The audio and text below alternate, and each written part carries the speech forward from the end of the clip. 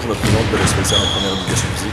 Mon sport c'est le basket et les trois exercices que j'ai choisis aujourd'hui sont le lay-up, le shoot et la défense. Parce que le basket il faut savoir jouer des deux côtés du terrain.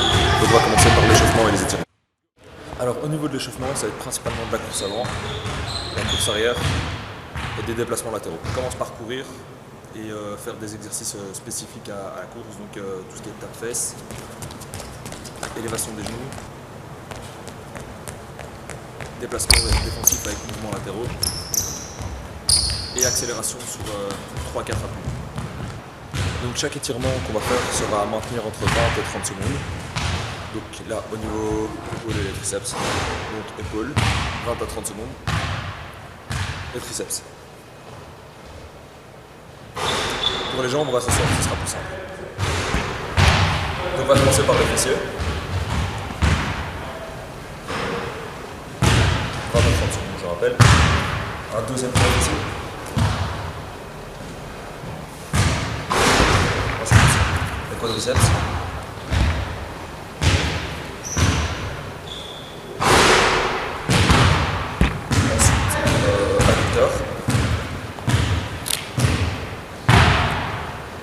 Le dos bien droit, essaye d'écarter les cuisses vers l'extérieur. Les ischios et une partie du mollet.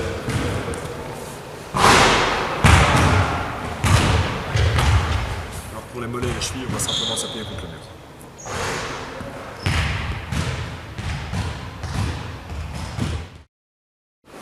Donc maintenant on va passer au lay-up. Les deux erreurs les plus fréquentes qui reviennent sont le fait de faire un marché et le fait de sauter du mauvais pied du mauvais côté. Donc exemple, si je suis à droite, je saute du pied gauche. Si je suis à gauche, je saute du pied droit. Donc on va essayer de passer ça en revue avec les différents exercices que je vais proposer maintenant. Voici comment se présente un lay-up. Maintenant, on va revoir la séquence et faire pause aux endroits importants. Ici on peut voir que j'ai arrêté mon dribble au même moment où j'ai posé mon premier pied. On peut aussi remarquer que mon premier pied a été posé juste avant d'entrer dans la raquette, donc juste avant la ligne rouge. C'est un bon repère pour savoir à quel moment on doit arrêter son dribble. Ici on peut remarquer que j'ai sauté du pied droit et que je suis monté de la main gauche. Si je suis à droite, bien sûr, ce sera l'inverse. Pied gauche, main droite. Et peu importe à quel niveau de l'anneau vous vous trouvez, si vous devez sauter du pied droit parce que vous sautez plus haut du pied droit et que vous êtes plus à l'aise, vous devrez finir main gauche, pour rechercher cet effet d'équilibre. Ici, sur la finition, on peut remarquer que j'ai la main sous le ballon. Idéalement, je vais devoir placer la balle sur la partie gauche du carré blanc. Ici, on va maintenant voir un exemple de lay-up à droite. On peut remarquer que les mouvements sont exactement les mêmes, mais en miroir. Le premier exercice que je propose ici va être de démarrer en pas croisé, suffisamment proche de l'anneau pour faire simplement un dribble et deux pas. Pour rappel, le pas croisé est le pied opposé à la direction où on veut aller. Posez le dribble avant de poser le premier pied. Donc on démarre du pied gauche qui est le pas croisé, on pose le dribble, on pose le pas, on arrête le dribble, droite, gauche, lay-up. Exercice à répéter 5 fois de chaque côté en changeant de côté après chaque répétition pour bien prendre l'habitude avec les deux pieds.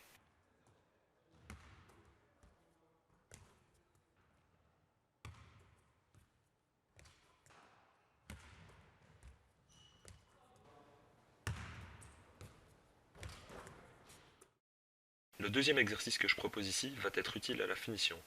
L'important ici est de finir au bout des doigts avec un fouetté du poignet et de sauter bien haut pour finir le plus proche de l'anneau.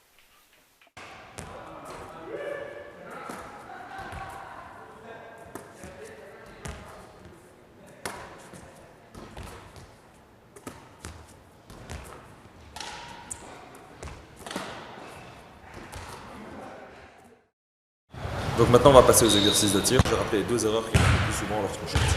La première va être de mal finir son shot. Je vais sur le côté gauche, si je suis gaucher. Donc, au lieu de shotter comme ceci, le mauvais shooter va shotter comme ça et bloquer son mouvement.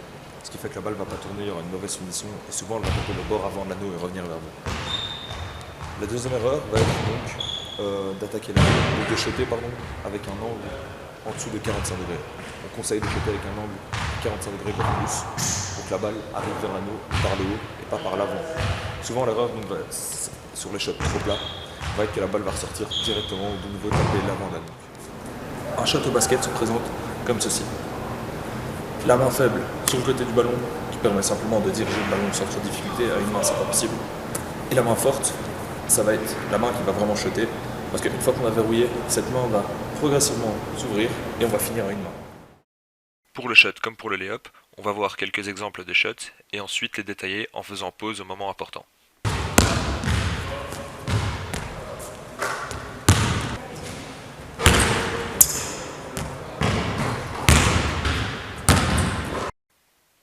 Sur cette première image, on peut voir que j'ai choisi de décrire un shot en mouvement pour pouvoir parler des appuis.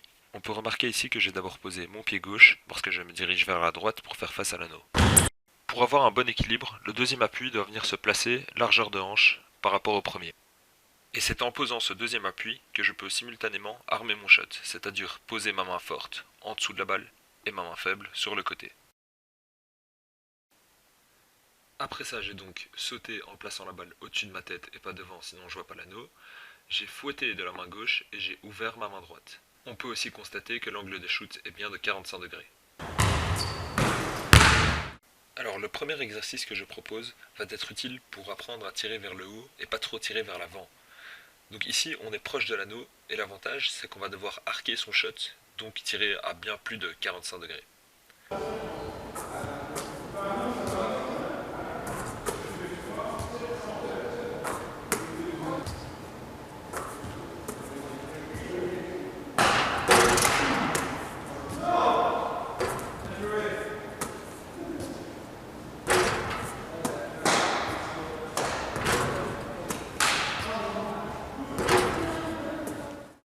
Alors ici, le but de ce deuxième exercice ne va plus être de travailler l'amplitude, mais de travailler la finition, la force de finition et la précision.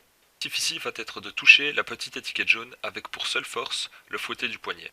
Les deux bras et la main faible doivent rester immobiles.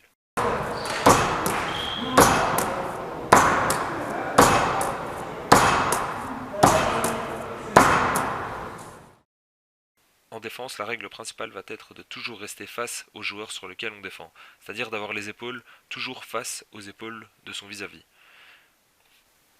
Une des erreurs qui revient le plus souvent est le fait de se faire battre sur un dribble rapide ou sur une feinte.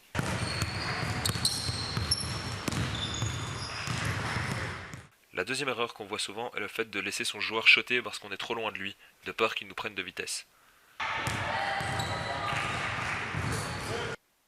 La bonne distance pour empêcher un joueur de shotter ou de vous passer de vitesse est de laisser un bras de distance entre son corps et le sien. De sorte que s'il shot, vous pouvez mettre une main sur le shot, et que s'il dribble, vous êtes assez loin pour réagir face à la direction qu'il prend.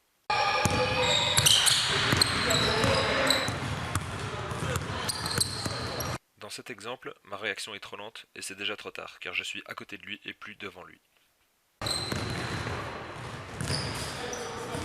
Si on constate que l'attaquant dribble moins bien d'une main que de l'autre, on va devoir l'orienter sur sa main faible pour limiter sa mobilité et sa vitesse et pour pouvoir le bloquer sur la ligne latérale de sortie.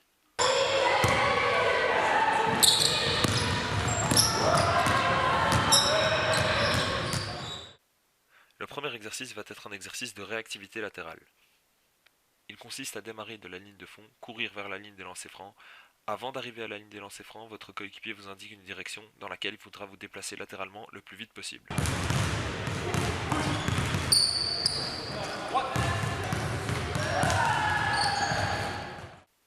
L'exercice consiste à réagir aux mouvements latéraux de l'attaquant sur une moitié de terrain pour constamment rester devant lui avec un bras de distance ou un peu moins. On doit mettre l'accent sur un déplacement explosif et rapide des chevilles et une position basse sur les jambes pour être plus large.